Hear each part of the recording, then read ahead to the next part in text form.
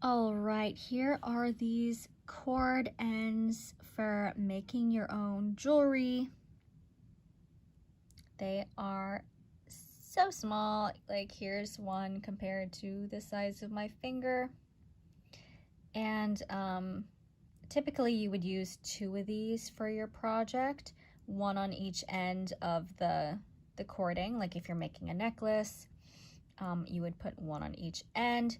You would need pliers to close these little flaps down to really crimp the end of the wire.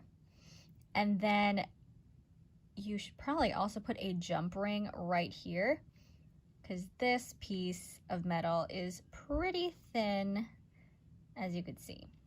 But yeah, these are not sterling silver. These are just a silver metal, and I recommend.